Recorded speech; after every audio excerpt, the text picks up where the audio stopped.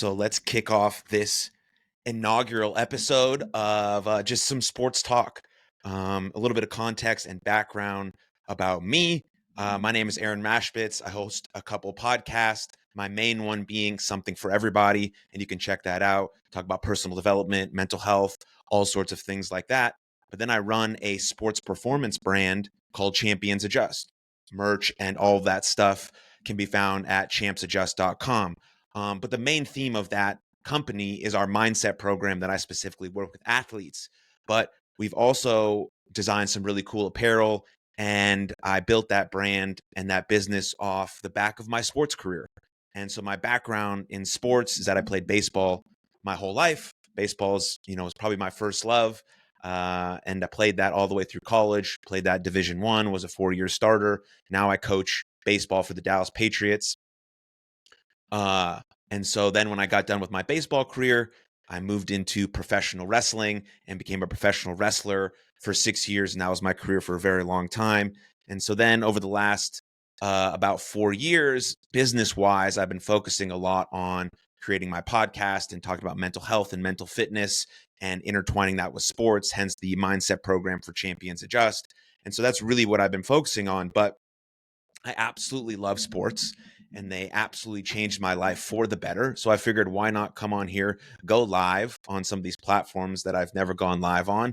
I'll be posting this to YouTube sort of the day after, but decided maybe let's do every Sunday or Monday. Let's host a sports show, and I'll just talk about sports, things that have come up, big news, recaps, predictions, opinions, all just based on what I think and what I've talked to my friends about. Maybe we'll have guests on, maybe we won't, but I absolutely love talking about sports. My whole life really is based around talking, whether that's on my podcast and public speaking or coaching or doing whatever. But sports are a fundamental part of my life. And, I believe in youth sports and the power of youth sports. But why not talk about some of the guys and gals that are doing it at the highest level? And I'll give you my, unasked for opinion on some of these things. So the general gist of this is we're just going to talk about some things that are important. I probably will not talk about NHL, have really no interest in that. Don't really talk about NBA, don't really have a lot of interest in that unless something massive comes up and I talk about it. But I'm doing a recap every Sunday or Monday. And so whatever happened that week and maybe some predictions for the next week. But most of this is going to be about Major League Baseball and WWE, because those are my absolute two loves.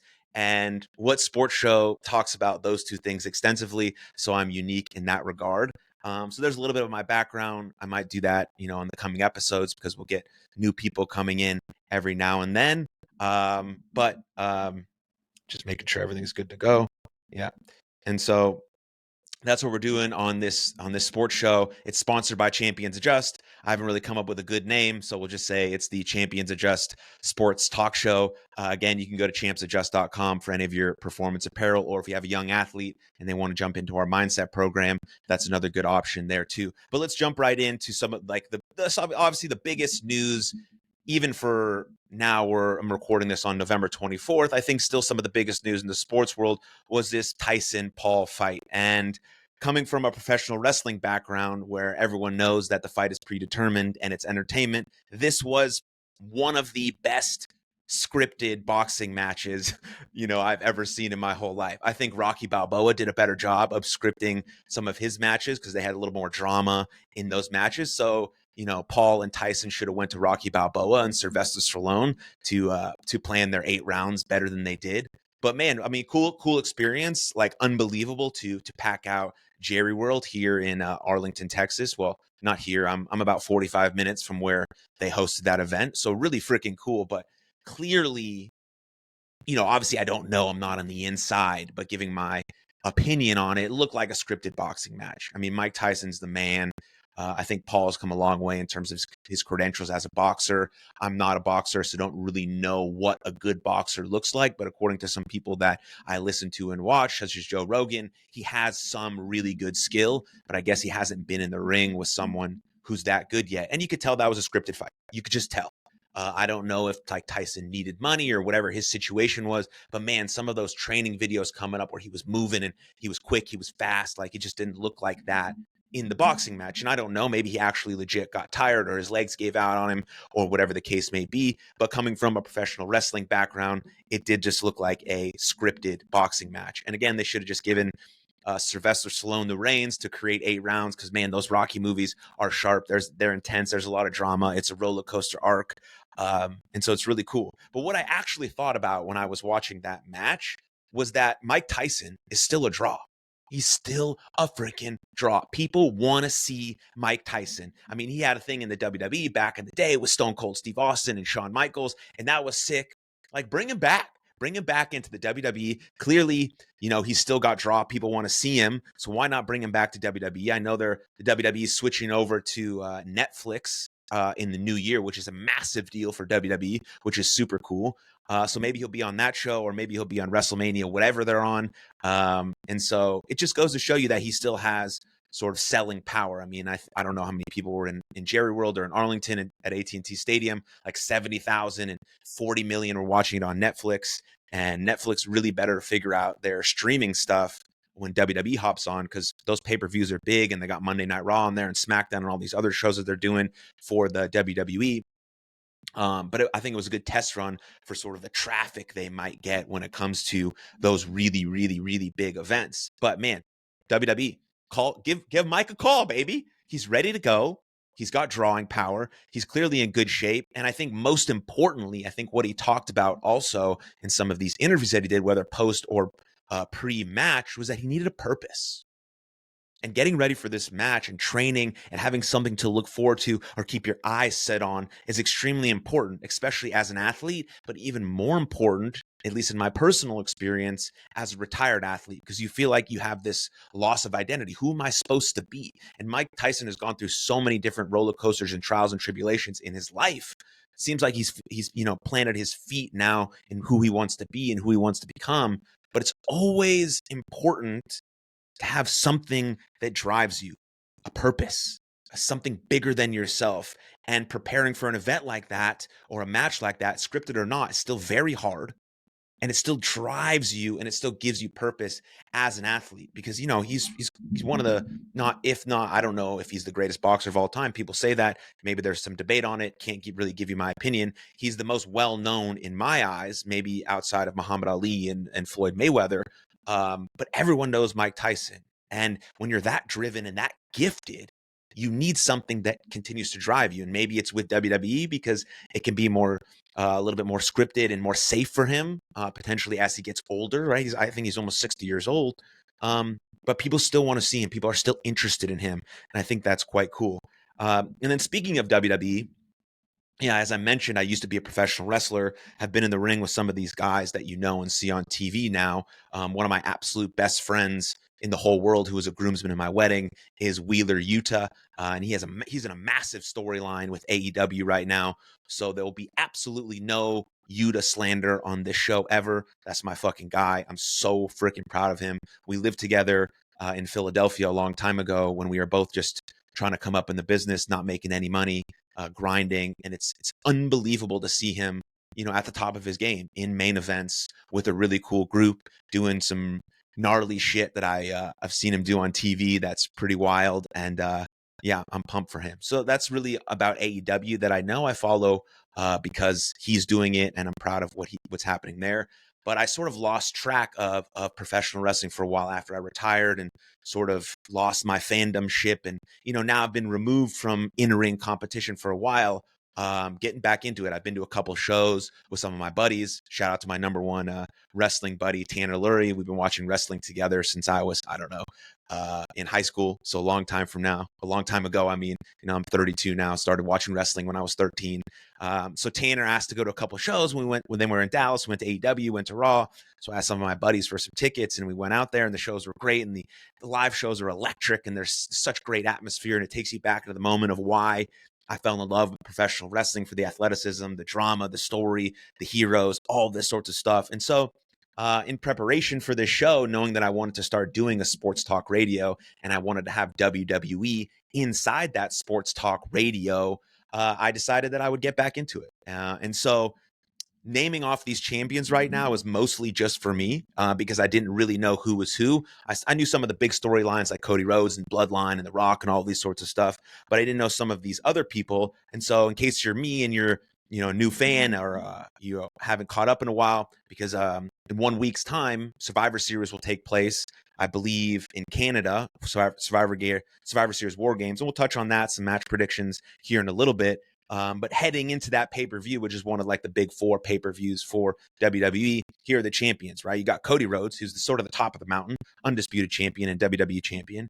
My boy Gunther, who I wrestled with when I was in Germany for a while back in the day, is the world heavyweight champion. Braun Breaker, Intercontinental champion. LA Knight, United States champion. You got Finn Balor and JD as the world tag team champions. Then you got Motor City Machine Guns. That's such a cool story with the Motor City Machine Guns. Alex Shelley.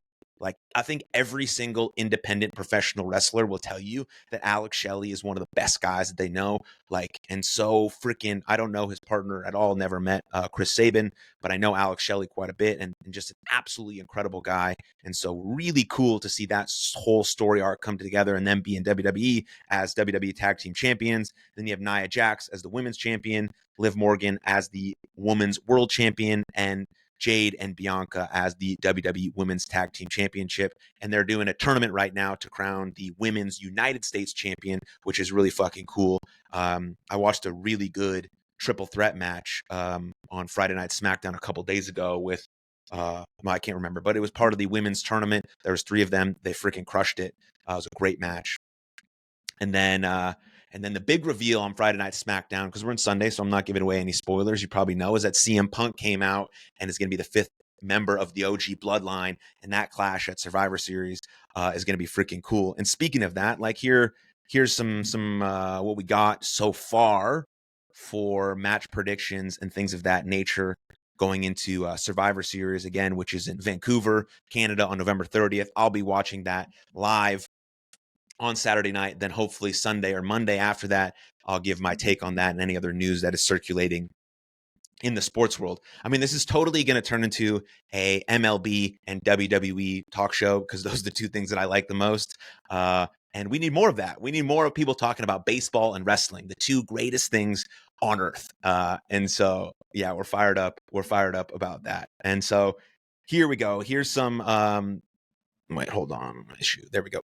Here we go. 2024 Survivor Series War Games. Here's some of the match announcements. We got, the OG Bloodline versus the new Bloodline. That's going to be freaking sick. Like a lot of really, really good performers in there getting after it. The addition of Paul Heyman and CM Punk is very interesting and intriguing. So you got 4 guys who know each other really well. CM Punk's thrown in the mix, doesn't really know those guys that well. Can you trust him? Can you not? Right? He's sort of always out for himself, but is this a new CM Punk? Who knows? He trusts Paul Heyman. There's a lot of moving dynamics in there. Then, of course, like the addition of Bronson Reed, which is unbelievable because that dude's fast, agile, huge, and can be a big playmaker in that type of match. So that match is going to be amazing. The match I'm looking forward to the most probably is the World Heavyweight Championship match, which has got Gunther versus Damian Priest, 2 guys who I worked with and wrestled with when I was a performer. And just like really cool, sort of like just like Wheeler Yuta. I know Yuta much better than I know these 2 guys, but still like just really cool to see freaking hard work pay off and these guys just be at the top of the mountain, absolutely crushing it. They're deserving of it. They work hard. They're really, really good dudes. Outside of that, maybe I shouldn't say that or break that sort of, 4th wall kayfabe stuff, but I can't not say how good of human beings they are and really good performers, cared about their craft, and so cool to see them in a world championship match at one of the biggest pay-per-views of the year. And then you have the women's war game match. Don't know much about that one, but you got some absolutely beast of competitors in here. Some of the best women's wrestlers on the planet. They're going to have an absolutely incredible encounter.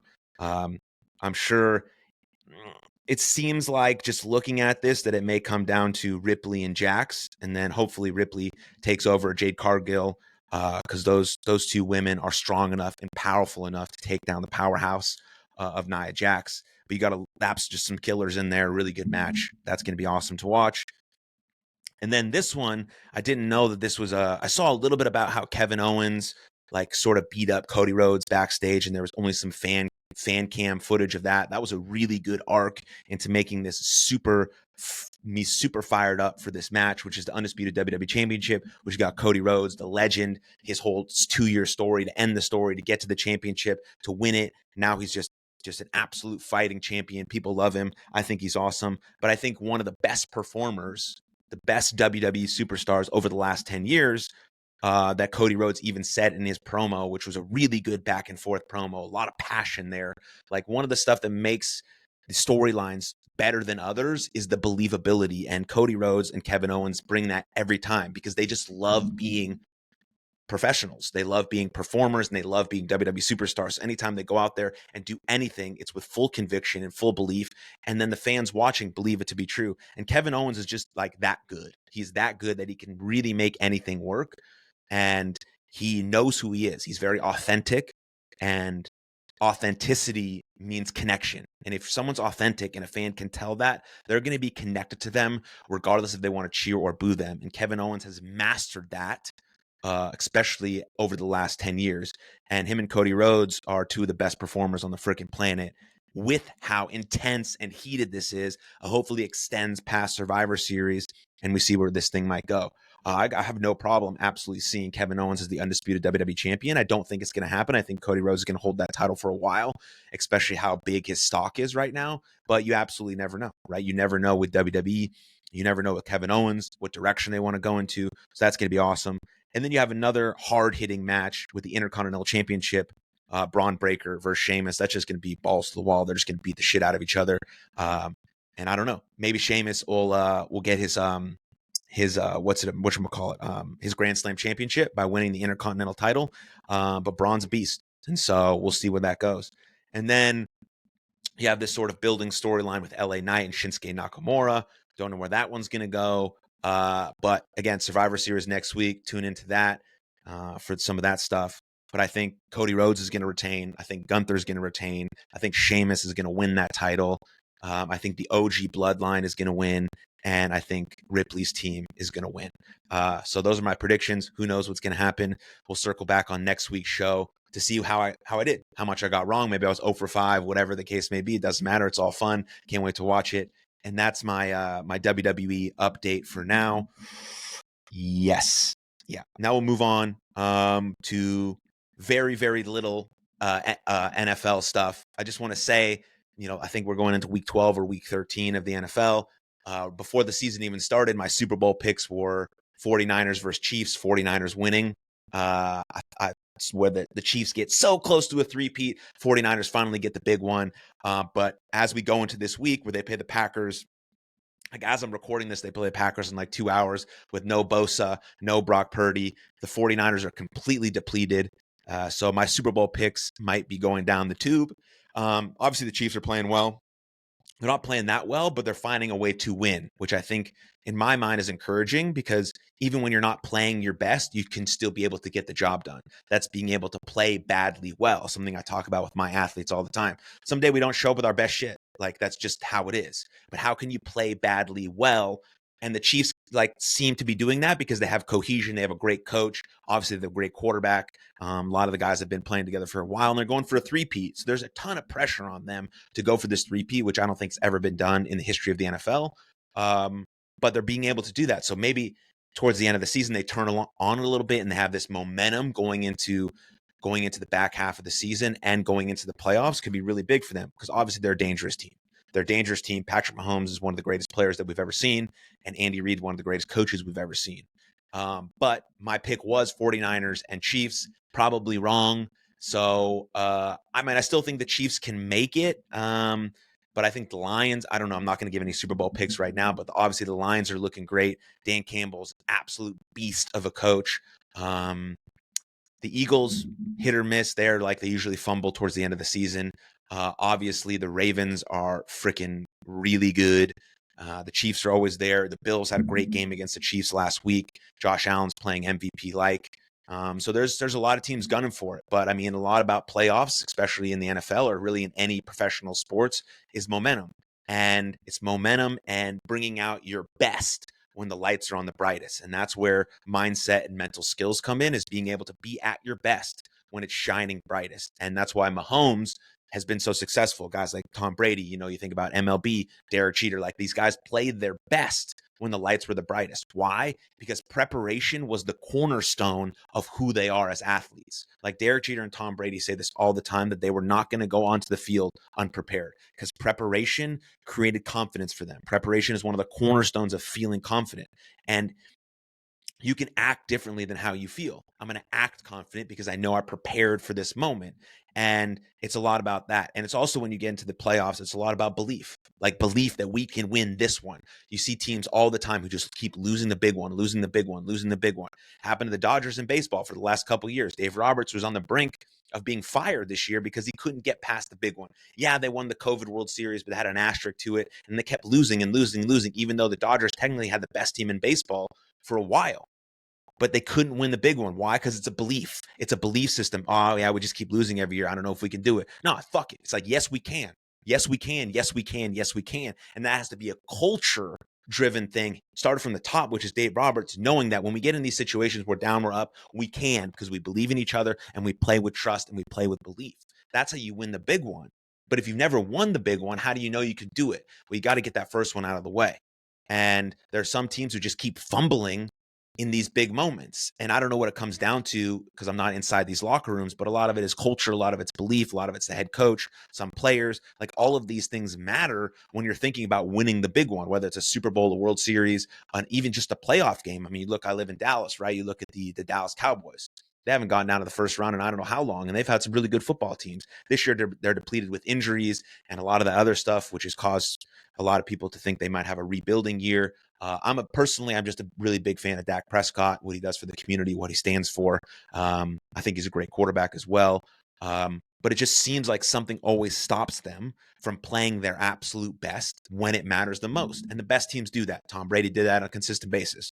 And that's why he has 7 Super Bowl rings, I think. Like Patrick Mahomes does that on a consistent basis, right? The Ravens can't seem to get it done in these big playoff moments, even though they have one of the best players in football, if not the best. And so you have to think about what your mindset is, what the culture is, and how you want to approach these biggest games. Like, there's a sports psychologist who used to work for the Seattle Seahawks called Dr. Michael Gervais, and he was with them for their 2 Super Bowl runs, one where they won, one where they lost. And his idea was like, you have 2 ways to think about this. Is this playoff game, World Series, Super Bowl, the biggest game of your life, or is it just another game? Now, either one are fine, and you have to have the requisite mental skills to be able to approach those games. But I like to take the idea, and I think Tom Brady and Derek Jeter did. They took preseason, all of these games, as the most important game of the season. So when they got into the playoffs, when they got into the big games, it was just another important game, which means it was just another game. So they weren't tighter. They didn't constrict. They didn't press. There wasn't too much pressure. They treated every game, every practice, every rep as the most important thing they were doing.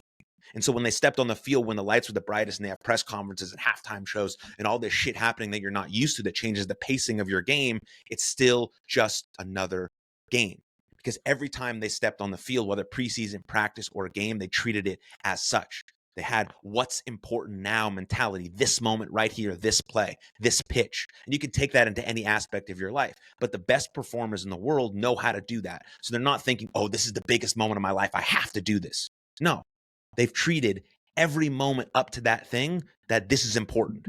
And I take each rep as the most important rep. So when I get into the game, I can just trust and flow and feel.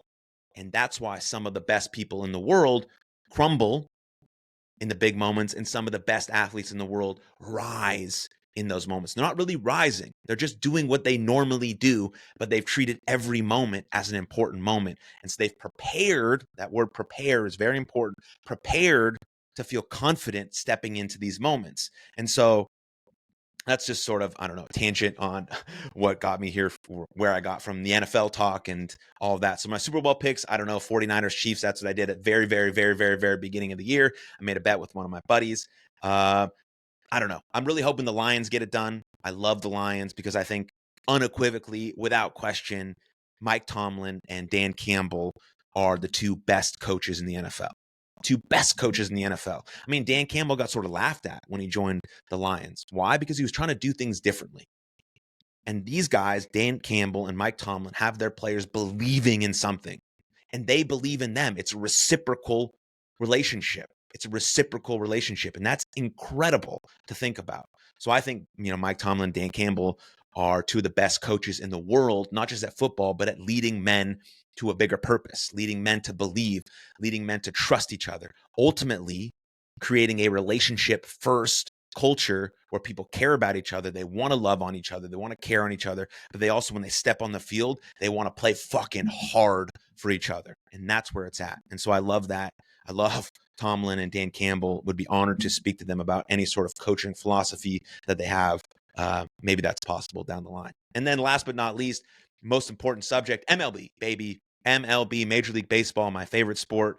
It's tied. WWE and MLB are tied. I do enjoy the NFL, mostly because I want to talk to my buddy Tyler about it. And my mom loves the NFL.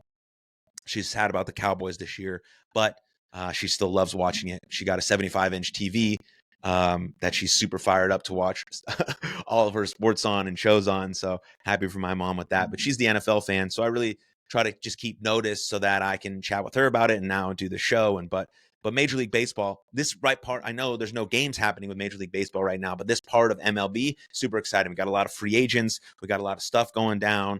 So if you weren't aware, the MLB awards were just happened.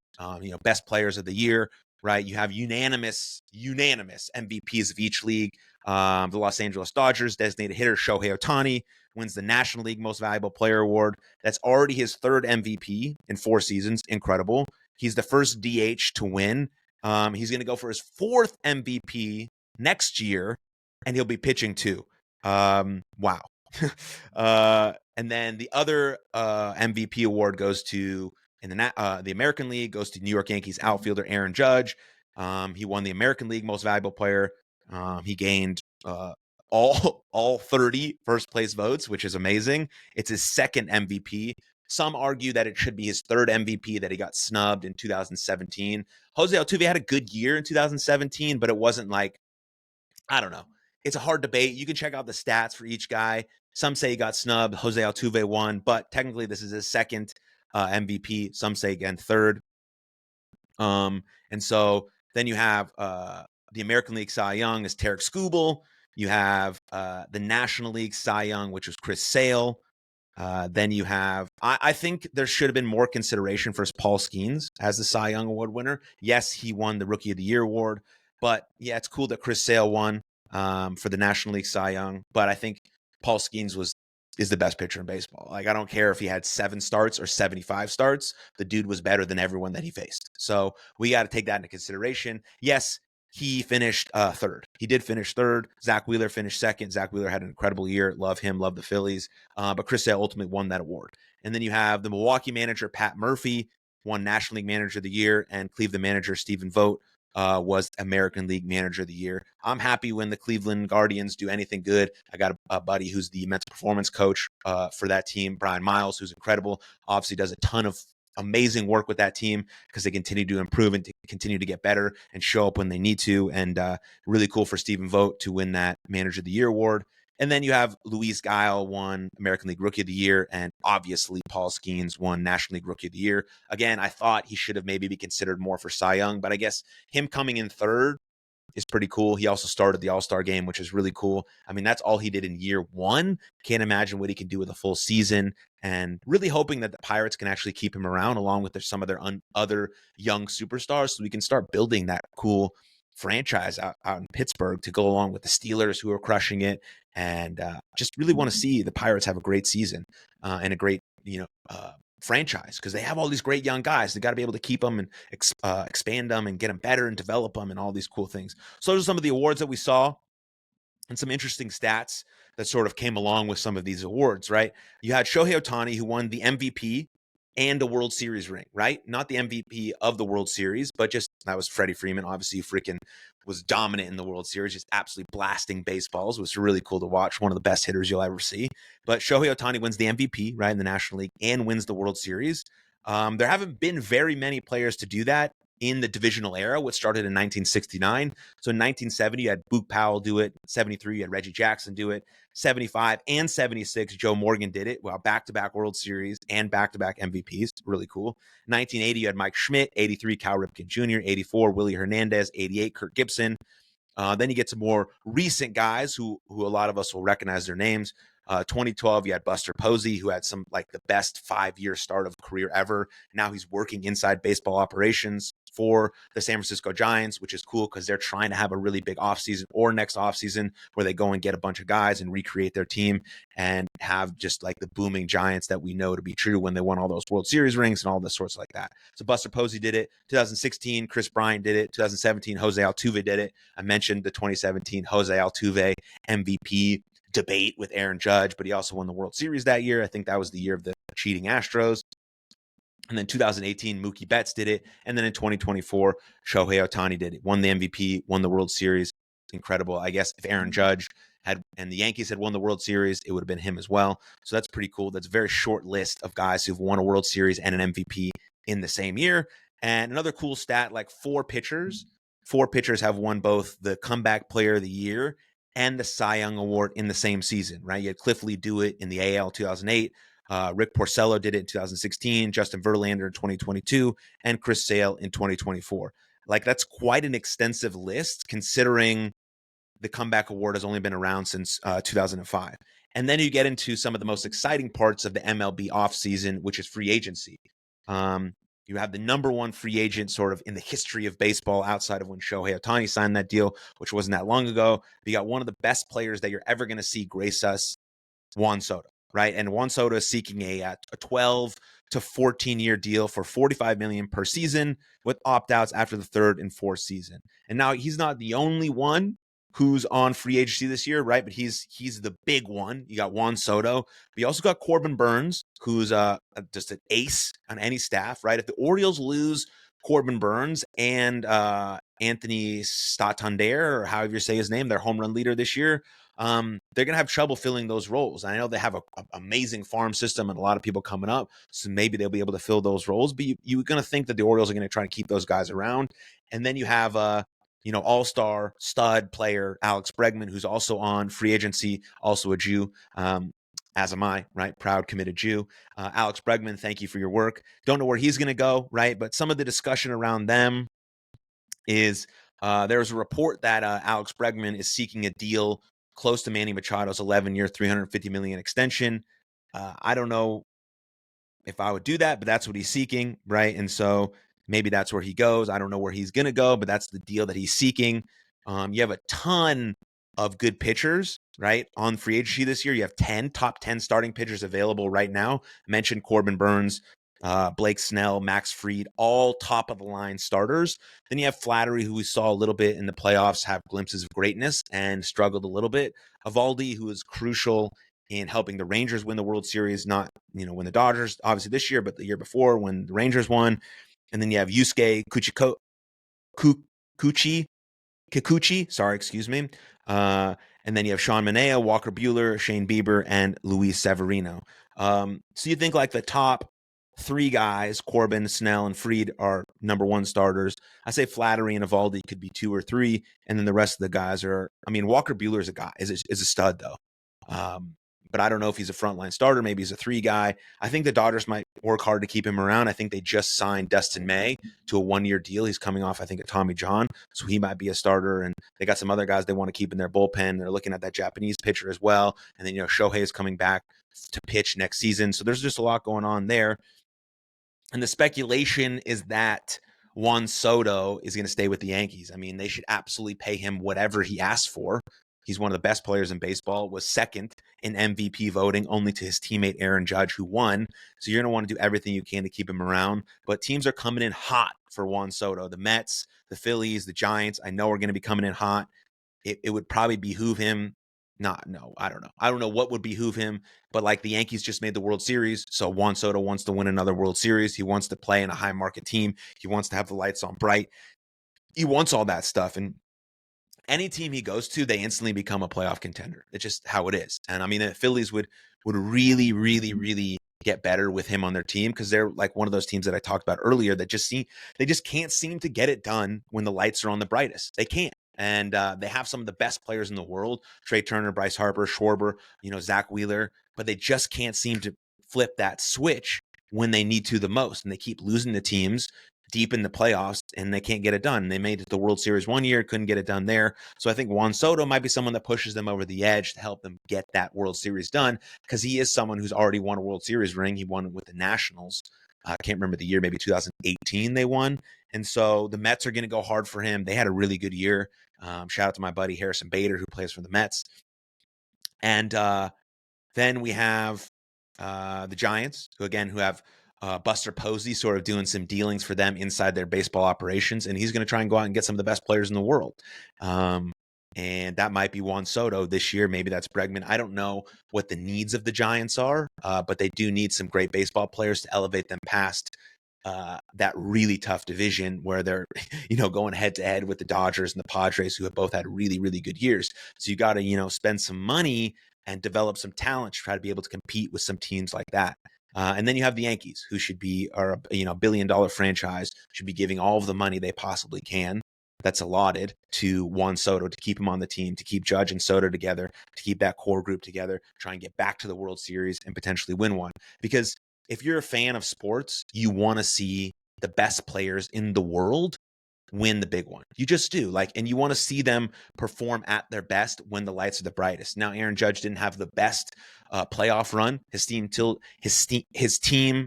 still did make it to the World Series. But, if he produces just a little bit more, has a few more RBIs, doesn't drop that ball in the last game, things are a bit differently. Not saying that they would win. The Dodgers played incredible. But there was that last game, they had that lead, and then everything just sort of fell apart. Sometimes that's just how baseball works and life works. Sometimes things just fall apart, and you got to regroup, you got to learn, and you got to get back up and see what you can do next time. But you want to keep him playing with someone who can protect him in the lineup and vice versa. And, so they still have Garrett Cole, and all of those pieces are still there. But free agency, there's been some deals made already in free agency, but these are the big ones that people are talking about with Soto, Burns, and Bregman, because these are guys who can change the dynamics of a team, especially Juan Soto. So it'll be intriguing to see where he goes and what happens with him. But let's see what else. And I think that was about it for what I wanted to discuss on this first episode of the Champions Adjust Sports Talk Show, where I'm talking sports. My background is in sports. I love sports. I love talking. And MLB and WWE are going to be the theme of this show. And anything that comes up, we're going to record these shows on Sunday or Monday, going live on certain platforms, and then posting it to YouTube the next day, so it's available for everyone to watch it. And appreciate it. If you enjoyed it at all, or someone who enjoys sports or wants to talk sports or wants to listen to someone talk sports, share this episode with them. And then if you're feeling a vibe, just, probably you can click right here, somewhere in this domain right here. If you want another video, if you want to check out my podcast, other videos, click right here to lead you to all of them. And make sure you subscribe, like, all that good stuff, and share with a friend. So cheers. See you guys next time.